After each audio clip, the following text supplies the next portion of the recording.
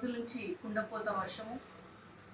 దాన్ని బట్టి మన తెలుగు రాష్ట్రాలలో తెలంగాణ, ఆంధ్ర, ఇప్పుడు మన భద్రాచలంలో భద్రాచలం, ఎట్టపాక ఇట్లాంటి చాలా జాగాలలో, మళ్ళా నిజామాబాద్, ఆదిలాబాద్, మహబూబ్ నగర్ ఇట్లాంటి ప్లేస్లలో చాలా మటుకు ఎట్లా అంటే జనాలు మొత్తం మునిగిపోయి అక్కడ వాళ్ళు ఎంత రోధిస్తున్నారంటే చెప్పలేము. కానీ ఈరోజు భద్రాచలంలో మళ్ళీ అంటే అక్కడ ఉన్న ప్రజలు మళ్ళీ మళ్ళీ బాపు కేసీఆరే రావాలని చెప్పేసి అసలు ఎట్లా అంటే అసలు అక్కడ అసలు వాళ్ళ ఏడుపులు అవన్నీ చూస్తుంటే చాలా అంటే చాలా వరకు బాగా అనిపిస్తుంది. ఇప్పటి వరకు 3 మినిస్టర్లు ఉన్నారు, అయినా ఒక్కరు కూడా అక్కడ ఆ జిల్లాకు 3 మినిస్టర్లు ఉన్నా కానీ వాళ్ళ పరిస్థితి అధోగతి ఉన్నది. వాళ్ళు ఆర్తనాదాలు. అదే ఇలాంటి ఒక చిన్న వరద వచ్చినప్పుడు మా బాపు కేసీఆర్ అక్కడికి వచ్చిండ్రు.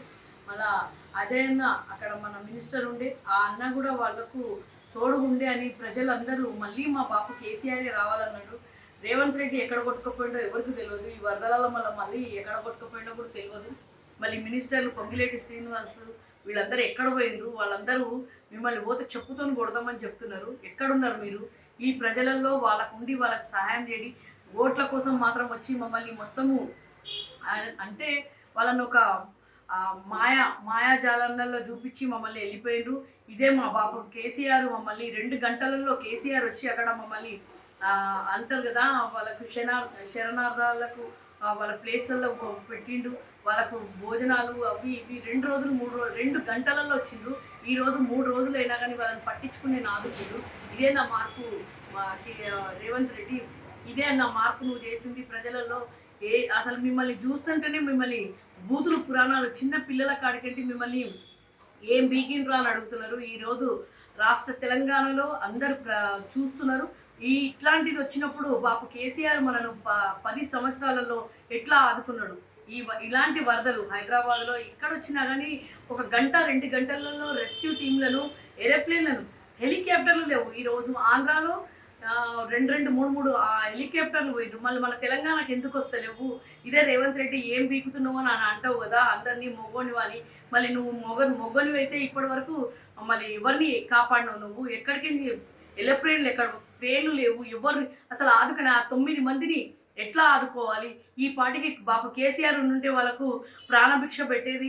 కేటీఆర్ అన్న కూడా ట్విట్టర్లో అయినా కానీ పర్లేదు, ఏదన్నా కానీ వాళ్ళ క్షణాలలో చేసేది అని మా బాపు కేసీఆర్నే మళ్ళీ కోరుతున్నాడు.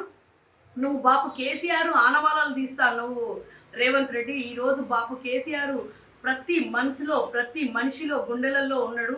నువ్వు మా బాపు కేసీఆర్ తెలంగాణ తెచ్చిన బాపు కేసీఆర్ని ఆనవాళ్ళు తీస్తాను బిడ్డ. ఈరోజు నువ్వు అదే భద్రాచలం ఎక్కడెక్కడైతే విర్రవీగినవో పొంగిలేటి శ్రీనివాసరావు, ఈరోజు ఆ విర్రతనం మీరందరిది చెప్పుతో కొడతామని చెప్తున్నారు. పొండి ప్రజలలో పోయి ఈరోజు వాళ్ళకు ఇప్పటికైనా కానీ కాపాడండి. ఇప్పటికైనా కానీ మా బీఆర్ఎస్ శ్రేణులందరూ ప్రతి ఒక్కరు బీఆర్ఎస్ కార్యకర్తల కాడికించి మినిస్టర్ల కాడికించి జెడ్పీసీలు అందరూ ప్రజలలో ఉన్నారు.